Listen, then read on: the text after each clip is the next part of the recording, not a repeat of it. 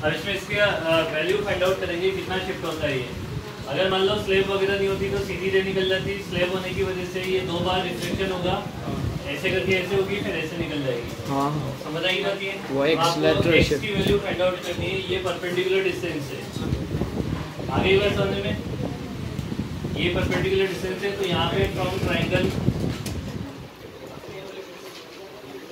ACD से, from triangle ACD से देखो अपने को क्या ये वैल्यू I माइनस R हो जाएगी।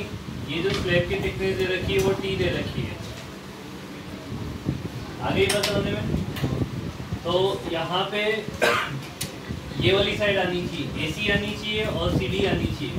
ये 90 डिग्री है, इसका मतलब साइन I माइनस R निकालेंगे। Sine I minus R equal to कितना हो जाएगा? X divided by AC।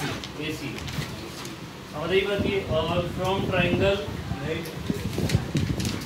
ABC से, ABC में AC आना चाहिए और AB आना चाहिए। D sec R होगा। समझ आई बात ये? तो ये क्या लगा दे अपन इसमें cos R इक्वल टू कितना हो जाएगा मेरे पास? AB by AC। अच्छा AB की वैल्यू तो T है।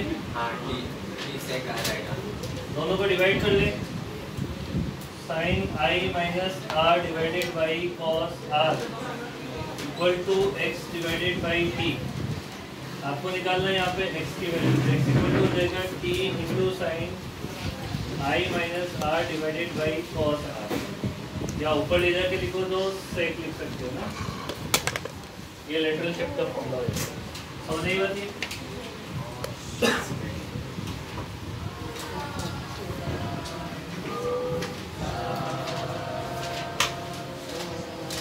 बहुत ही बचपन आया हाँ, अभी तक ये 10th वाली फीलिंग से बाहर नहीं आए।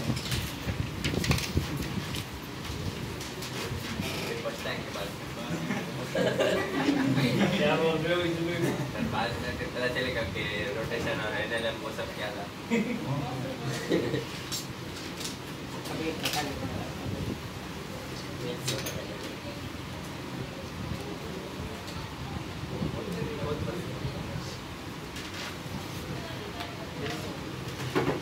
इसका लेटरल शिफ्ट निकाल लेना फटाफट से, तो ऐसे प्रैक्टिस के लिए देखिएगा।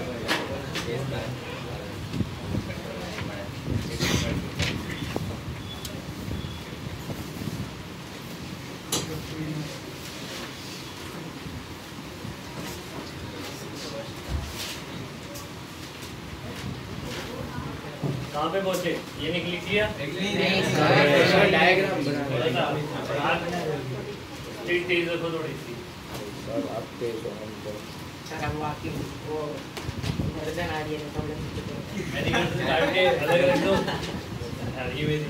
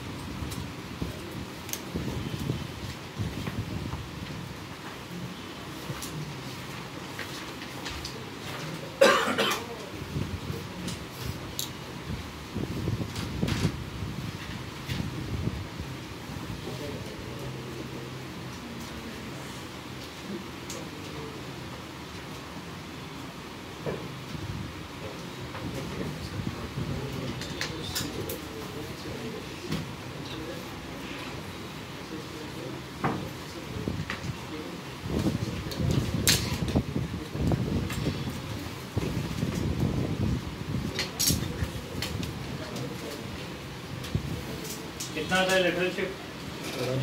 पहुंचे ही नहीं है वहाँ पर। अरे हैप्पी बर्थडे दे, हैप्पी बर्थडे। कर खाने पीरियड आएगा। हाँ आज बोर्ड है ना, तो सबको बोलूँगा वही लेती पहले किसकी? पहले पहले मैं सोच रहा था कि दोनों क्लास में नहीं लेंगे, मैं सोच रहा था सबको भेज देना। क्या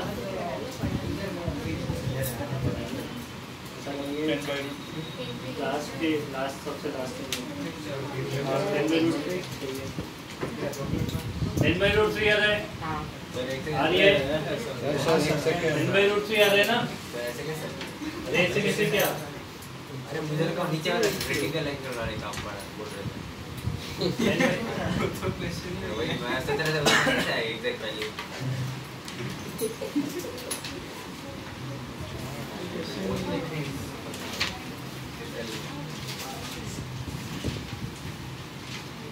जल्दी छापो भाई। नहीं सर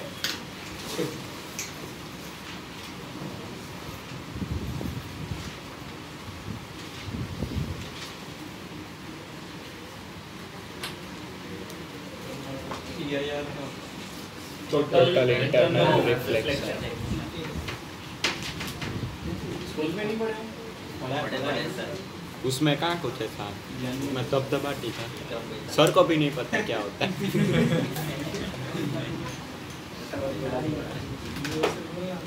रिकॉर्डिंग कर रहे हैं। ऐसे मुझको लग रहा है। ए कटो चिन्मय, कट कर देना। क्या बोला था तूने? अरे विक्रम सर बहुत अच्छा पढ़ाते हैं सर। नाम भी ले लो, नाम तो लिया नहीं। अरे भाई आंसर नहीं आया क्या इसका? नहीं सर अरे यार क्या कर रहे हो? जल्दी से निकाल लेना। ये सब तो टी है यार। अरे सर वो निकाल दो ना तब तक हम वो लिख लेते हैं अरे सर मेरा नहीं है सही में। स्कैम सही में सर नहीं है अरे भाई ऊपर कितना है? 1 मीडियम में 1 × sin 60 डिग्री इक्वल टू कितना हो जाएगा? √3 × sin r। तो ये √3/2 होगा। √3 कट जाएगा तो r की वैल्यू हो जाएगी 30 डिग्री। ये फॉर्मूला पुट कर दो। टीवी सब दे रखा है आपने। समझेगा आंसर हो गया। इसमें वो n की फॉर्म में लिखे थे ना एक और फॉर्मूला। इसमें हाँ वो r निकाली थे सिर्फ i और n आई और n की टर्म्स में। तो फिर r को n के टर्म्स में 10/√3 है हाँ मतलब चुका हाँ, है। 10/√3 है ना? उससे तो ज्यादा फर्क नहीं पड़ेगा। ये समझो क्रिटिकल एंगल और टीआईआर का कॉन्सेप्ट समझो। जैसे देखो फर्स्ट वाली रे ये है, सेकंड ये है और थर्ड ये है। ये फर्स्ट वाले का रिफ्लेक्शन, ये सेकंड वाली और ये थर्ड वाली का। ठीक है, नंबरिंग कर दी तो डायग्राम उसके हिसाब से बना लेना। 1 के जब फर्स्ट वाली रे इंसिडेंट करेगी, अब इंसिडेंस होना चाहिए डेंसर मीडियम में। ठीक है, क्रिटिकल एंगल और टीआईआर का कॉन्सेप्ट जो है उसके लिए क्या होना चाहिए? रे डेंसर मीडियम से रेयर मीडियम में जानी चाहिए। n2 की वैल्यू जा रहा है n1 से। देखिए रे को इंसिडेंट कर रहा है आई एंगल पे, रे जो है वो रिफ्लेक्ट करके निकल गई ऊपर आर एंगल पे। आपने आई की वैल्यू को बढ़ाया और बढ़ा के इस पेयर ऑफ मीडियम के क्रिटिकल एंगल के बराबर कर दिया। क्रिटिकल एंगल कैसे होगा वो अभी समझ लेंगे। तो मान लो एंगल को बढ़ाया और एक एंगल ऐसा आ गया जिसपे रिफ्लेक्टेड रे जो है वो अप्रोक्सीमेटली 90 डिग्री हो गई। अप्रोक्सीमेट क्या हो गई? 90 डिग्री मतलब आर की वैल्यू क्या हो गई इसके लिए? तो उस इंसिडेंस एंगल को क्या बोलते हैं? Critical angle. इस क्रिटिकल एंगल को कैसे निकाल सकते हैं? नीचे वाले मीडियम का reflective index n2 * sin c = n1 * sin 90 degree. ये तो हो जाएगा 1। तो sin c = हो जाएगा n1/n2 और n1/n2 को ऐसे याद रखो। देखो sin c है, ये 1 से बड़ा तो कभी आएगा नहीं। तो ऊपर जो है वो छोटा वाला रिफ्लेक्टिव इंडेक्स रखना होता है। दोनों में से एक छोटा होगा एक बड़ा ही होगा। तो अगर आपको पेयर ऑफ मीडियम का क्रिटिकल एंगल निकालना है तो ऊपर कौन सा इनपुट कर दो? छोटा। और नीचे बड़ा वाला इनपुट कर दो। समझ रही बात? तो ये आपको क्रिटिकल एंगल की वैल्यू sin c मिल जाएगा। c निकालना हो तो sin इनवर्स करके लिख लेना। आगे ही बस होने में। अब मान लो आपने क्रिटिकल एंगल से और ज्यादा एंगल को बढ़ा दिया, इंसिडेंस एंगल को, थीटा की जो वैल्यू है वो क्रिटिकल एंगल से ज्यादा है। अगर आपने क्रिटिकल एंगल से ज्यादा कर दिया तो फिर रे जो है वो सेम मीडियम में क्या होती है? रिफ्लेक्ट करती है। अब रिफ्लेक्शन हो रहा है, ये रिफ्रैक्शन है और ये क्या है? रिफ्लेक्शन। सेम मीडियम में रिफ्लेक्ट कर जाती है और जितने एंगल पे आप रे को इंसिडेंट करवाते हो, ये थीटा इसके लिए ना पूरा, ये पूरा एंगल है यहाँ से आता है, थीटा इसके लिए। तो जितने एंगल पे आप इंसिडेंट करवाते हो उतने ही एंगल पे क्या हो जाती है? रिफ्लेक्ट कर जाती है। समझ रही है? सही होता है। हाँ सर रिफ्लेक्ट वही एंगल पर करती है। जब सपोज हम सी पे ले जाते हैं तो वापस सी पे थोड़ी रिफ्लेक्ट करती है, वो तो 0 डिग्री पर सी के जस्ट बार, सी से थोड़ा सा सी से जस्ट बाहर करेंगे तो फिर तो वो सरफेस से जस्ट नीचे आएगी ना। सरफेस से जस्ट नीचे नहीं आएंगी, जितने एंगल पे वो शिफ्ट होती है। करके देख सकते हैं तो ये तो अचानक से 0 डिग्री से थीटा पे पहुंच जाए। हाँ अचानक से पहुंच जाती है फटाफट। सर वो धीरे-धीरे कम नहीं होता ऐसे, वो नहीं बढ़ता होता, नहीं है। होता।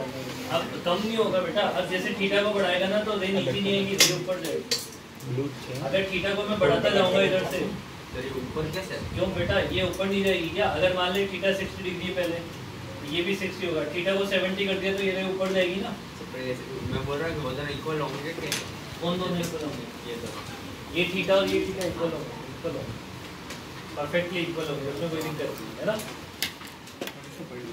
तो यहाँ पे अभी देखो ये इस वाली देखो क्या बोलेंगे, TIR बोलेंगे, मतलब टोटल इंटरनल रिफ्लेक्शन हो गया। तो टोटल इंटरनल रिफ्लेक्शन होने के लिए कंडीशंस क्या क्या हो गई?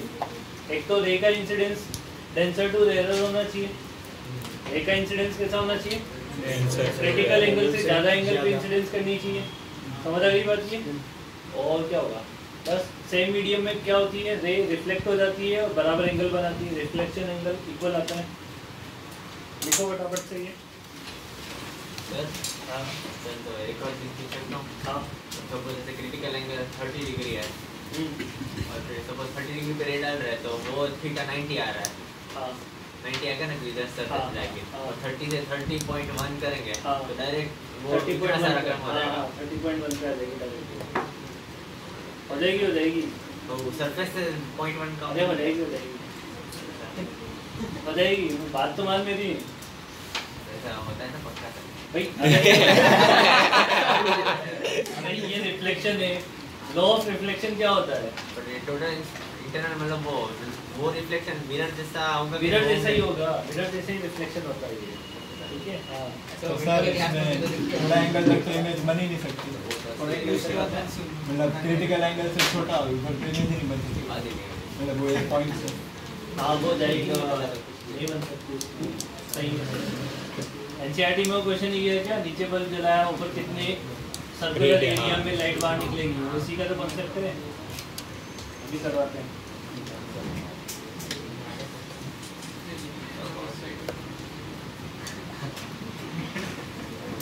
लिख लिया ये? नहीं सर अभी तो चालू किया है ये वाला। जल्दी जल्दी।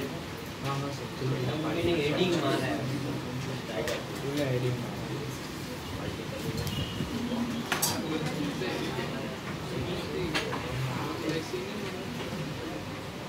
इसमें कंडीशंस लिख लो। इसमें कंडीशंस लिख लो, क्या क्या कंडीशन होगी? सर जल्दी बनाओ बेटा, तुम धीरे वो करते हो काम। हाँ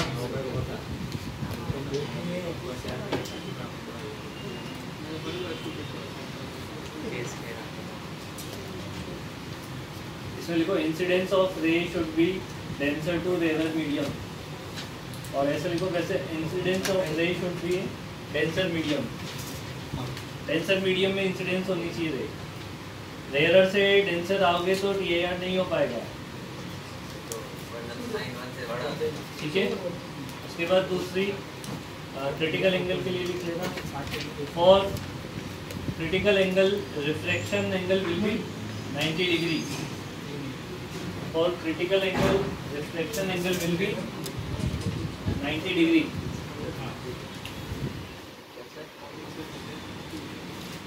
थर्ड पॉइंट लिखना, फॉर थीटा और ब्रैकेट में लिख लेना greater than C,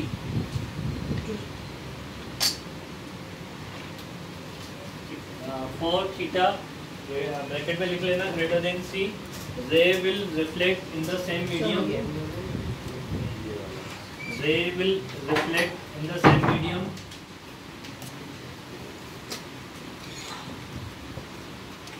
the reflect उसके बाद लिखना reflection angle will be theta, reflection angle will be theta and this phenomenon is known as TIR। आई बस समझ में? सेकंड पॉइंट क्या था? सेकंड पॉइंट क्या था? क्रिटिकल एंगल 90 डिग्री वाला एंगल ऑफ इंसिडेंस C के लिए रिफ्लेक्शन एंगल 90 डिग्री होगा। समझ आ गई बात ये? फर्स्ट पॉइंट क्या है ना? नहीं वो नहीं है, वो बस था।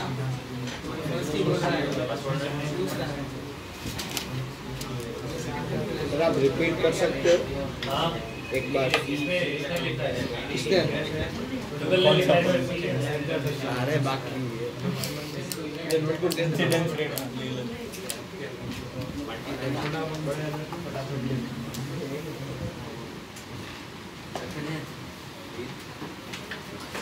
अब देखो डेविएशन को समझते हैं। डेविएशन क्या होगा, ये इसकी ओरिजिनल डायरेक्शन और ये रे जो है वो इतना डेविएट हो गई है, समझ रही बात? ये क्लॉकवाइज डेविएशन हो गया इसका। तो अब देखो डेविएशन यहाँ पे क्या हो सकता है, अगर मैं एक कंडीशन मानूं कि व्हेन आई की जो वैल्यू है वो लेस देन सी है, आई की वैल्यू अगर क्या है लेस देन सी है, तो डेविएशन कितना आएगा इसका? डेविएशन आएगा मेरे पास कितना, आई माइनस आर के बराबर नहीं होता। नहीं वो n पे Deviation डिपेंड कितना करेगा ना सर, n पे डिपेंड करेगा, r माइनस आई या i माइनस r। ये अरे वो ये आई है ना, हाँ आर माइनस आर माइनस नहीं सर वो n2 आर माइनस सर वो n1 n2 को डिपेंड करेगा, अरे ग्रेटर देन ना। ये तो समझ आ गया ना, हाँ है ना? ये तो हो जाएगा डेविएशन आर माइनस आई के बराबर। अगर मान लो कि एंगल बराबर हो जाए तो क्रिटिकल नहीं तो जीरो नहीं। आर आई आई आई कितना हो जाएगा? आई 90 माइनस 90 माइनस 90 आई। माइनस आई, हाँ। ये वाली रे जो है वो ऐसे चली जाएगी ना, हाँ तो ये हो जाएगा 90 माइनस आई के बराबर। समझे? और आई की वैल्यू क्या है, सी। आई और सी तो बराबर है। हाँ। अब मान लो इससे बड़ा हो जाए एंगल तो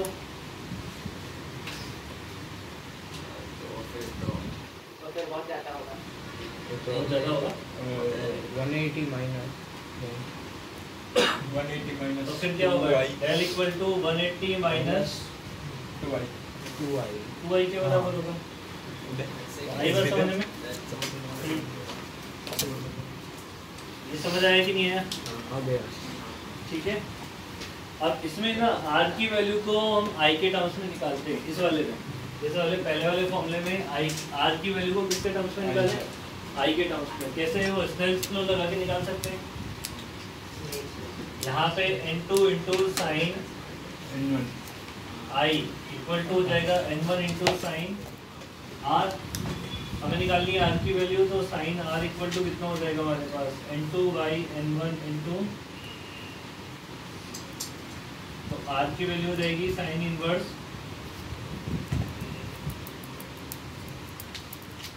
इससे। देखो फायदा कुछ नहीं है, बस एक चीज के बारे में आइडिया लग जाएगा थोड़ा सा कि इसका ग्राफ बनाने वाला हूँ मैं अभी।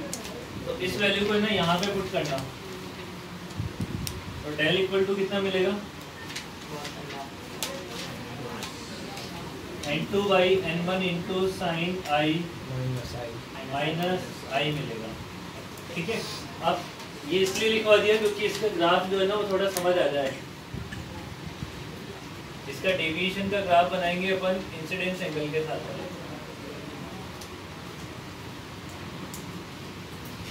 तो ये जो ग्राफ है वो लीनियर तो नहीं है, नहीं है ना? देखो इसमें ग्राफ में क्या होगा कि पहले जो एंगल है कौन सा, डेविएशन एंगल इस टाइप से मिलेगा। जब i इक्वल टू सी के बराबर हो जाएगा तो 90 माइनस सी मिल जाएगा। तो डेविएशन एंगल में मान लेता हूँ कि ये 90 माइनस, इस पॉइंट पे i की वैल्यू किसके बराबर हो जाएगी, c के बराबर हो जाएगी। तो यहाँ से यहाँ तक की जो ग्राफ होता है वो इस तरीके से होता है, थोड़ा सा कर्वेचर होता है, कर्व के फॉर्म में होता है। समझ रही बात? ये i की वैल्यू जैसे c से ज्यादा होगी तो डेविएशन कितना हो जाएगा, 180 माइनस 2i। अच्छा, जैसे जस्ट थोड़ा सा बड़ा होगा तो मैं अगर जस्ट इक्वल मान लूँ i की वैल्यू c के बराबर है, तो ये वाला जो ग्राफ है वो डायरेक्टली यहाँ पे कम करेगा। ये डॉट है और ये बबल है, कम होगा, है ना? अब वापस क्या होगा, कम होगा, बट वापस कम जो होगा उसमें देखो लीनियर नेचर है, मतलब नेगेटिव स्लोप है। हाँ ये स्ट्रेट लाइन ग्राफ है। और ये वैल्यू कितनी हो सकती है, i की वैल्यू मैक्सिमम कितनी हो सकती है, 90 डिग्री। तो I इक्वल टू 90 डिग्री पे देखो, जब ये रे ऐसे शिफ्ट हो जाएगी तो सीधी निकल जाएगी, डेविएशन होगा ही नहीं। डेविएशन कितना हो जाएगा? 0 0 सी पे होगा ना। सर I इक्वल टू सी और I इक्वल टू 90 डिग्री दोनों पे एक ही चीज आ रही है ना। हाँ, I इक्वल टू सी पे ये वाली चीज आएगी। I इक्वल टू सी से थोड़ा सा ज्यादा आप ऊपर शिफ्ट हो जाओगे। तो बोल रहा था ना एकदम से शिफ्ट हो सर रहा मैं बोल रहा हूँ कि I इक्वल टू सी रखेंगे तो वो भी 90 डिग्री पे जाएगा। वो डिविएशन है, रिफ्लेक्शन नहीं है। इंसिडेंट एंगल पे भी डिपेंड करेगा। अब ये डेविएशन कितना हो जाएगा यहाँ पे? इसमें I की वैल्यू क्या पुट कर दूं मैं? C। तो ये कितना हो जाएगा मेरे पास? Pi minus 2c। ठीक है,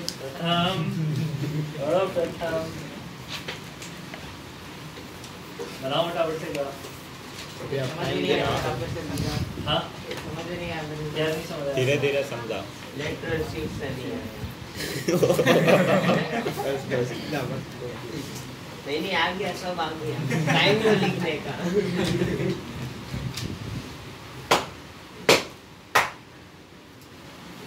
और पार्ट क्या हाल चाल बेटा? सुबह आया था कि नहीं आया था? मैथ्स की क्लास में आया था। सदर सिलेबस खत्म हो गया। बोर्ड पे कोर्स पता बोर्ड में हो गया। आप भी बोल देना इस वीक हो गया। मैं तो बोल दिया है, मैंने मिलकर सिलेबस मैंने तो पहले ही बोल दिया था, खत्म हो गया। मैं तो योगी भी बहुत सारी कंप्लीट करवा दिया था। अगर अभी योगी नहीं होती बीच में और ये जेई का निकलवाना होता तो अपना तो 2 महीने पहले कंप्लीट हो जाता। आपका जेई भी खत्म हो गया, आपका जेई भी खत्म होने में आ जाएगा नवंबर में, शीट डिस्कशन के साथ में पूरे शीट एक तो में छोड़ा होगा अपन ने, बाकी तो सब कुछ पार्ट 2 पढ़े दो। एक्सरसाइज तो में से पार्ट 1 एक्सरसाइज अभी थोड़ा टाइम मिलेगा ना, तब लगाना हो, क्वेश्चन सॉल्व करना है। एक्सरसाइज 2 इतने करोगे ना तो उसमें से कुछ ना कुछ होने स्टार्ट हो जाएंगे तुमसे। चीज़ों में भी हो गया, चीज़ों में भी ग्राफ को एनालिसिस करके मैं बोल सकता हूँ अगर डेविएशन π/2 माइनस c से कम है तो 2 एंगल ऑफ इंसिडेंस मिलेंगे। एंगल एंगल ऑफ इंसिडेंस की 2 वैल्यू आएगी। जब डेविएशन क्या होना चाहिए? एक बार वो डेविएशन π/2 माइनस c से कम होगा तो 2 इंसिडेंस एंगल मिलेंगे। मिलेंगे नहीं मिलेंगे? इसी पे जेई वालों ने क्वेश्चन पूछा। अच्छा, अब जिस बच्चे को ये ग्राफ नहीं पता है वो उसके बारे में नहीं सोच पाएगा। तब मान लो तुम्हारे माइंड में ग्राफ नहीं है तो तुम इसमें सिर्फ एक ही आंसर निकाल के टिक कर दोगे। अगर वो मल्टीपल चॉइस हुआ तो गलत हो जाएगा। कैसे गलत हो जाएगा? उन्होंने दिया, उन्होंने देखो ऐसे क्वेश्चन दिया। कम आएगा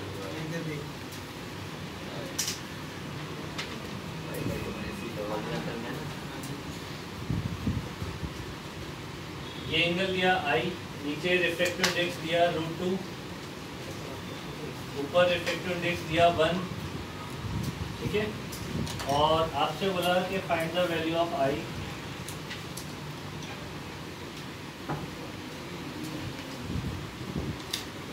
for which del equal to 15 degree. I की वैल्यू बतानी है जिसमें डेल की वैल्यू क्या हो? 15 डिग्री। हाँ, sin 15 बता देना। 45 माइनस 30 करके निकाल लो ना, क्या होता है ये? √3 माइनस 1/2 √2। हाँ, मैथ्स का बच्चा होके तो मेरे से क्वेश्चन पूछा है, ऐसा नहीं तो बोलेगा मैथ्स उसका क्रिटिकल एंगल से बड़ी वाली आएगी। क्रिटिकल एंगल से बड़ी वाली, क्रिटिकल एंगल से वो तो सीधा नीचे माइनस। हाँ, वो सीधा सीधा आ जाएगी। एक करना पड़ेगा उसके लिए। वो थोड़ा सा है ना, आंसर गंदा है। सर ये ग्राफ कैसा मेरा आप पे? अरे यार पीयूष यार, क्या इजू बेबी को परेशान क्यों कर रहा है अभी? मतलब क्यों कर रही है? इसकी हाइट कितनी लंबी है जब कुछ दिखता ही बस छोटा कर लेना।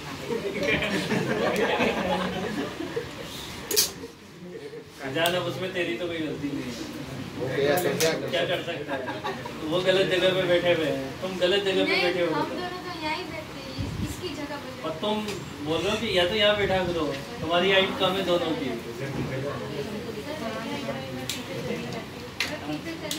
हाँ तो तुम तेरे को वहाँ बैठना चाहिए, तेरी भी कम है तो तू भी यही सही है।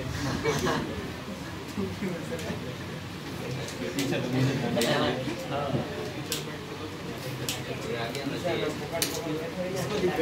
अरे निकालना आंसर। देखो साइन 15 डिग्री, सुनो मेरी बात, साइन 15 क्या इधर देखो, अरे इधर देख, पहले देखो ये तो पता करो क्रिटिकल एंगल है कितना है इसका, 45 डिग्री क्रिटिकल एंगल है, और 5/2 - 45 कितना होगा, 45 डिग्री होगा। पहले साइन सी की वैल्यू निकाल लो, साइन सी इक्वल टू छोटा n डिवाइडेड बाई बड़ा n, छोटा n 1 डिवाइडेड बाई √2, तो सी की वैल्यू आ गई 45 डिग्री। मतलब ये जो वैल्यू आ रही है वो 45 डिग्री आ रही है। हमारा जो डेविएशन है वो इस वैल्यू से कम है, मतलब यहाँ पे कहीं है हमारा डेविएशन। तो आपको आई की दो वैल्यू मिलेगी, एक यहाँ पे मिलेगी और एक यहाँ पे वैल्यू मिलेगी। समझ आ गई बात ये? अब उस वाले के लिए तो कोई प्रॉब्लम नहीं है, उसमें तो क्या था 180 - 2i इक्वल टू कितना हो जाएगा, L 15 degree. I is greater, या ऐसे लिख लेना, दो केस बनाने हैं अपने को। 15 डिग्री इक्वल टू कितना हो जाएगा, 180 डिग्री माइनस ऑफ 2i।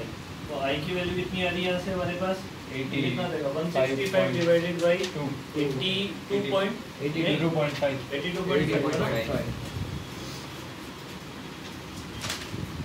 एक आंसर तो ये होगा। अब दूसरा आंसर कैसे निकालेंगे कम वाले के लिए, उसके लिए क्या लगाना पड़ेगा,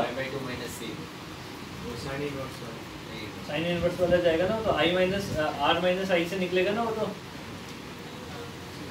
del equal to r minus i होगा ना।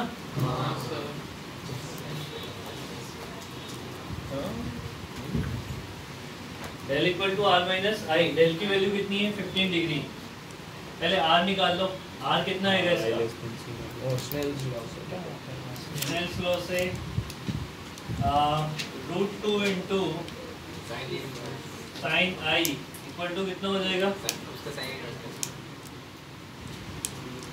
1 इंटू साइन आर, ठीक है।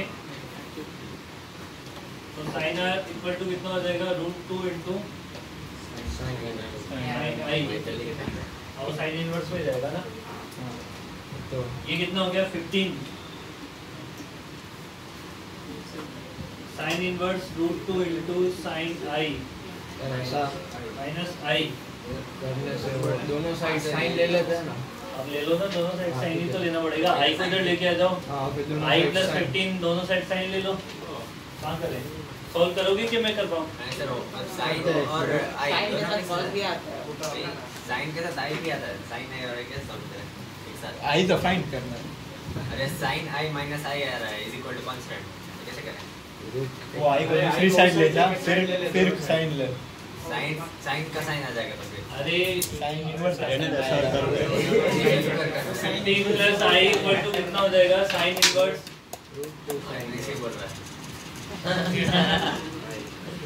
इसमें साइन ले लो तो साइन कितना हो जाएगा 15 plus i equal to √2 into sine i. इसको सॉल्व कर लो, कितना आ जाएगा ये, साइन 15 कितना होता है √3 माइनस, और वो कॉस होगा √3 प्लस, है ना, sine 15 into cos i plus cos 15 into sine i equal to √2 sine i. ये कितना होता है हमारे पास, √3 कितना माइनस 1 डिवाइडेड बाई 2 और ये हो जाएगा √3 प्लस 1 डिवाइडेड बाई 2 इसको सॉल्व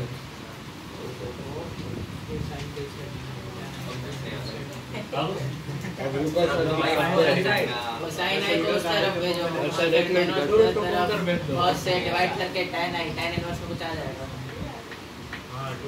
ये सिंपल वैल्यू निकलेगी, आई 30 डिग्री आएगा इसका आंसर। अरे वो आप करो ना, इसलिए करके आ जाएगा 1/√3। नहीं आया तो कुछ नहीं। हाँ हाँ हो जाएगा। कैसे हो जाएगा? मैंने कोई गलत गड़बड़ तो नहीं किया वहाँ पे, देख लेना बस। अरे ऊपर तो ऐसे कैसे वैल्यू तो आएगी नहीं। ऐसा ही आ रहा है। √3 - 3 हाँ ऐसे कुछ आ रहा है। 3 √3 - 1 upon √3 - 3। हाँ आ गया सर। 1/√3 क्या आ गया 1/√3। पक्का आ रहा है? हाँ हाँ 10 आ रहा है ना वो। √3 - 1 upon 3 - 3 -√3। इसको उधर लेके चले जाए ना। हाँ √3 - 1 divided by 2 √2 cos i equal to उसको उधर लेके आ जाओ, sin i को कॉमन ले लेना। तो कितना हो जाएगा ये? √2 4 हो जाएगा। 30 है। ठीक है, ये वाला टर्म तो एज इट इज है। 3 - √3 ये कितना हो गया हमारे पास? 4। 4 हाँ तो 3 - √3 में से हाँ √3 आगे को ऐसा ले लेना। √3।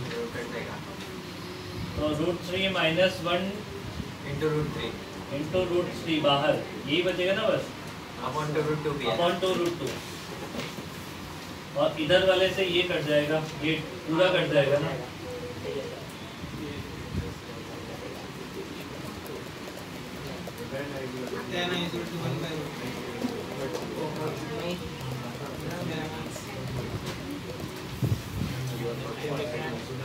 आई की वैल्यू 30 डिग्री है।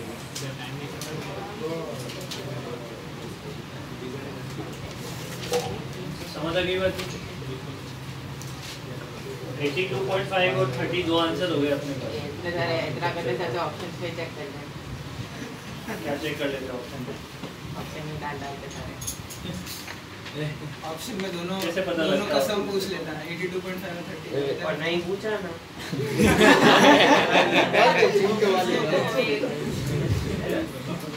पॉकेट को ऐसे गुस्सा आता है कि एक तो इतनी गणित आती नहीं है अपने को, है ना पॉकेट?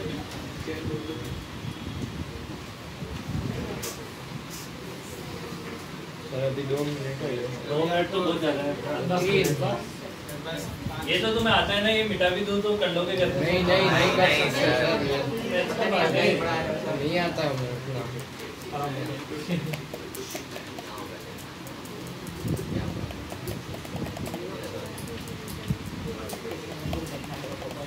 सर प्लीज आप रुको ना 1 मिनट। ये देखो तो इसने बिना डायग्राम बनाया, इसने डिवीजन एंगल निकाल दिया।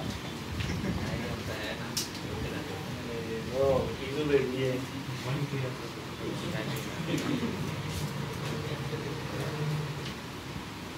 मेरा सब कुछ मेरे मन का ही है।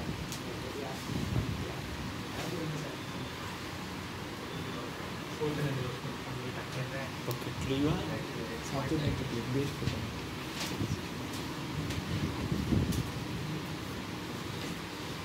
Find the range of phi।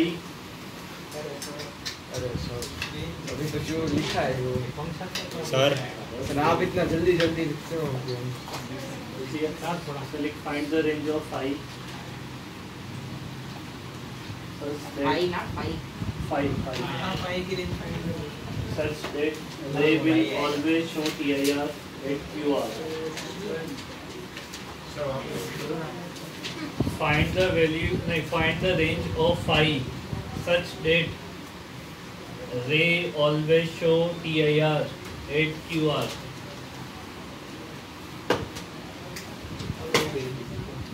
क्या खत्म हो? लिखना पड़ेगा। सर ये लास्ट रखो ना। 50 मिनट है पूरे। हाँ? हैं? 50 मिनट 1 हो घंटे गए की पूरे क्लास सर। है। वो उसकी सुंदर टिकाऊ। राजस्थान की है। हमारे टाइम जो अलग चल रहा है हमारा राजस्थान। सर बताओ QR पे टोटल करना है ना? हाँ QR पे टोटल इंटरनेट करना है ना? हाँ बताओ। हाँ बताओ 0 डिग्री ओपन से लेके 45 डिग्री तक। गलत है ना, पक्का है, सब गलत। सही भी हो तो भी गलत बोलता हूँ।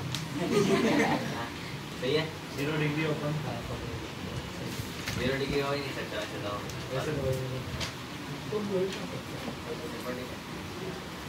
तो सॉल्व तो कर ले अभी। हाँ सर ये ना C45 आया। हो गया। वो इतने में होगा उसका। इजी था वैसे। मुझे लगा क्या होगा दोनों में रिफ्लेक्ट होने वाला है वैसे अब तो पुराना नोट कर ले जो बचा है इधर का। क्वेश्चन क्या हाँ Find the range of fire such that its total internal reflection always happens. ये सर उल्टा नहीं बोला 45 से 9 कम 0 से 45 उसमें तो नहीं होगा अरे वो हाँ ट्रायंगल का है ट्रायंगल का है हाँ, हाँ। एंगल ऑफ क्या इंसिडेंस आंसर क्या आंसर क्या क्या 0 से 45 1 से 45 डिग्री क्लोज 45 डिग्री क्लोज तो सरफेस पे जाएगा ना रिफ्लेक्ट होगा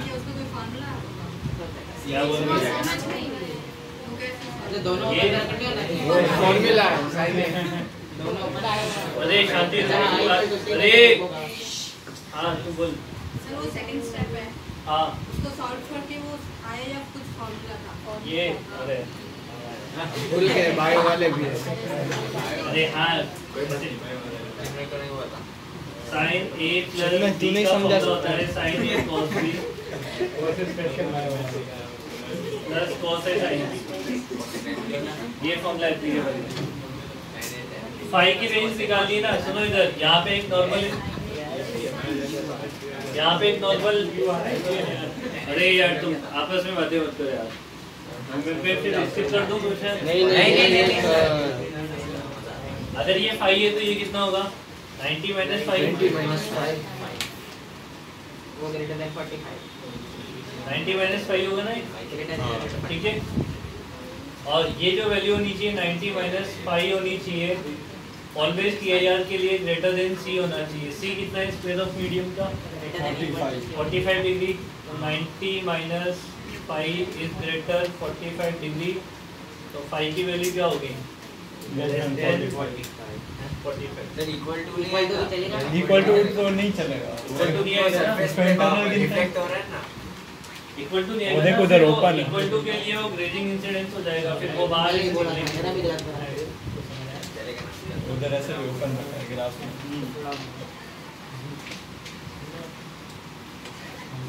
क्वेश्चन से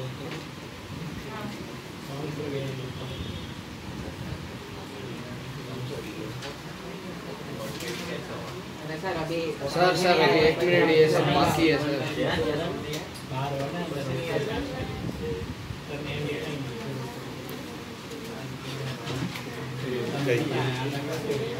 कीड़ा नहीं है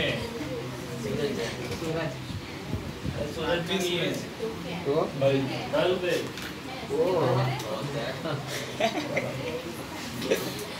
दो तीन से दे दो नीचे जो प्लास्टिक का होता है उसमें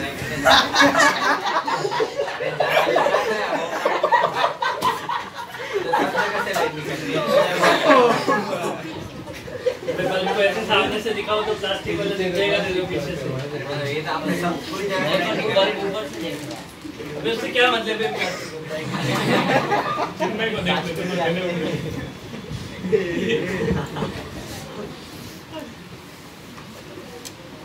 इसके लिए सी पता है मुझे क्या आएगा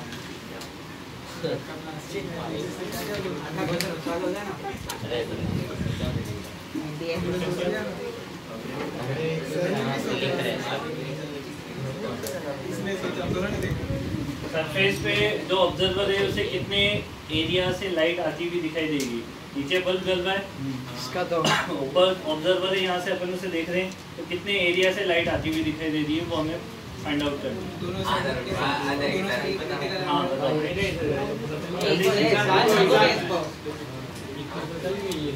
बताओ कुछ इसका फॉर्मूला ऐसा सही में डायरेक्ट बताओ क्या बता पाई पाई अच्छा एरिया है ना 45 हाँ, 45 बन जाएगा 1 में आ जाएगा हाँ, हो गया। यहाँ से पाई h स्क्वायर यहाँ से ऐसे रे निकलेगी कौन सी रे ऊपर जाना बंद कर देगी Critical angle से क्रिटिकल एंगल के लिए रे जो है वो ऐसे बाहर निकल जाएगी इससे ज्यादा एंगल पे जाएगी तो नीचे आ जाएगी इससे ऊपर वाली सारी रे ऊपर निकल जाएगी तो ये एंगल सी होगा तो ये भी सी होगा साइन सी इक्वल टू कितना हो जाएगा 1/√2 तो सी की वैल्यू हो जाएगी 45 डिग्री अगर ये 1 है तो 45 के केस में ये भी कितना ही आएगा 1 आएगा और यहाँ पे जो ब्राइट पेज दिखेगा वो ऐसे एरिया दिखेगा पूरा ऊपर सर्कुलर एरिया दिखेगा पूरा ऊपर, दिखेगा ना? सर्कुलर एरिया कितना हो जाएगा यहाँ पे? उस साइड से भी ले जाएगी ना, उसकी वजह से इधर भी रेडियस आज होगा नहीं है। अरे मैं पूछ रहा हूँ ये तो एनसीईआरटी में भी ये क्वेश्चन ये ऐसे उस साइड का पैच उस साइड से जो रेस जाएगी हाँ इधर भी है, इधर भी है, दोनों वहाँ से साइड भी रेस जाएगी ना। भाई बल्ब को ऐसे जलाया ना तो रे तो इधर इधर इधर सब जगह आई है। सर वो वाला क्वेश्चन एक बार समझाओगे? कौन सा वाला? ऊपर ट्रायंगल वाला। ऊपर वाले में क्या था? क्रिटिकल एंगल से ज़्यादा पे इंसिडेंस होनी चाहिए, हाँ तभी तो TIR हो सकता है। तो इंसिडेंस एंगल मैंने 90 माइनस फाइव निकाला ज्योमेट्री से, उसको ग्रेटर देन C कर दिया। ये इंसिडेंस एंगल कितना आया? 90 माइनस फाइव, और ये ग्रेटर देन C कर दिया मैंने। ये जब इंसिडेंस एंगल 90 C से ज़्यादा होगा तभी तो TIR हो पाएगा। C कितना है? स्क्वायर ऑफ मीडियम के लिए 45 डिग्री। उससे ठीक है। Next question. अरे नहीं सर, अरे सर, समझ में नहीं आया वो पिछले वाला क्वेश्चन। आंसर तो निकाल दिया था मैंने। तो ये तो भी नहीं बता।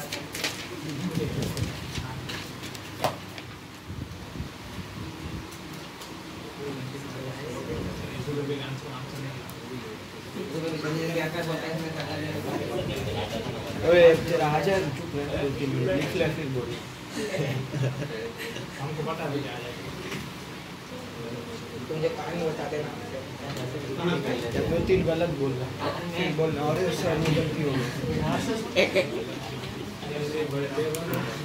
Find out the right area of light switch. इसमें रेक्टेंगल इसमें बहुत दिखेगा। मजा आएगा। मतलब नहीं इसका रेक्टेंगल प्लस दो सेमीसर्कल कर सकते है ना? रेक्टेंगल और दो सेमीसर्कल 36 पाई नहीं आया ना? दो तीन बनोगे गलत। सर क्या है? सर क्या है? सर नहीं आंसर मत बताना। अरे बोलो ना, आंसर 36 पाई है क्या? 20 प्लस 5 सर नहीं है वो। सर 10 प्लस 5 रेडियस नहीं तो उसका डबल तो कर। हाँ 20 प्लस 5 हाँ 20 प्लस 5 2 मीटर होगा ना वो? हाँ 20 प्लस 5। क्या सर आप? एक रेक्टेंगल का 20 होगा, फिर वो उसका 5 होगा, रेक्टेंगल का 10 नहीं होगा? 10 into 2 होगा, फिर 1 मीटर एक ऐसे अभी ये समझ में आया, अभी आधा घंटा समझा रहे इसको, आधा घंटा समझा रहे इसको। जल्दी लिखो तुम इसको, फिर मैं इसका डायग्राम बना देता हूँ ऊपर कैसा बनेगा। रिजू में भी तुम ये बाकी जो बचा है वो कंप्लीट कर लो इधर। सर तो एक कंप्लीट हो गया सर, हो ये गया। मैं कर रहा हूँ।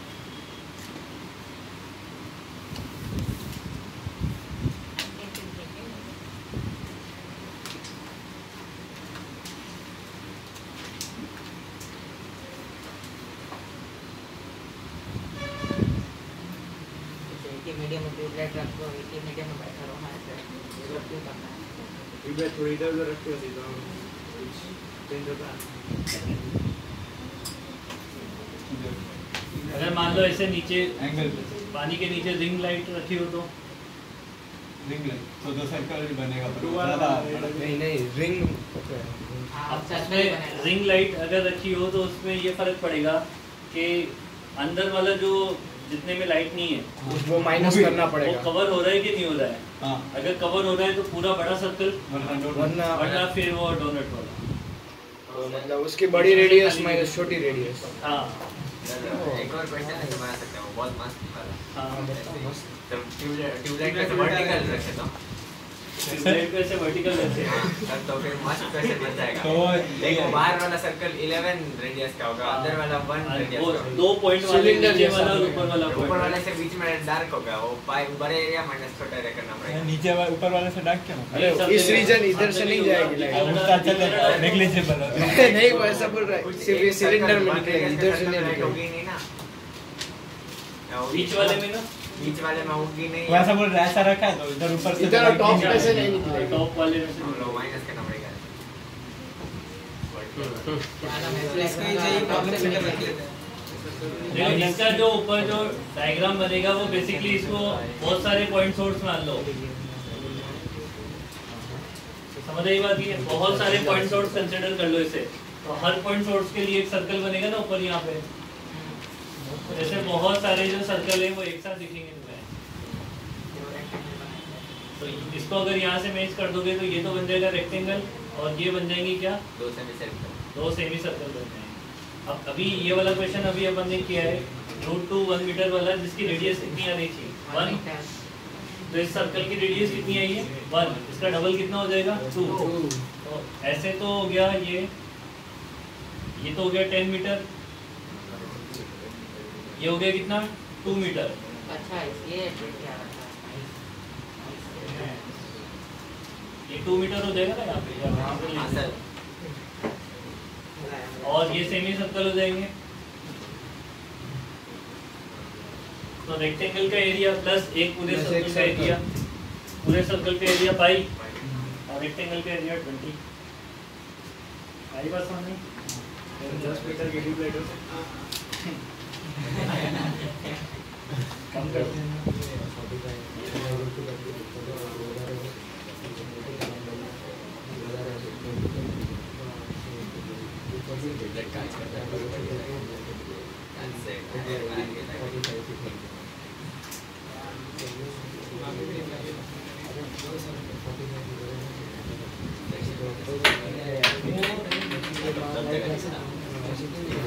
लिख लिया इतना? नहीं सर, नहीं हाँ सर,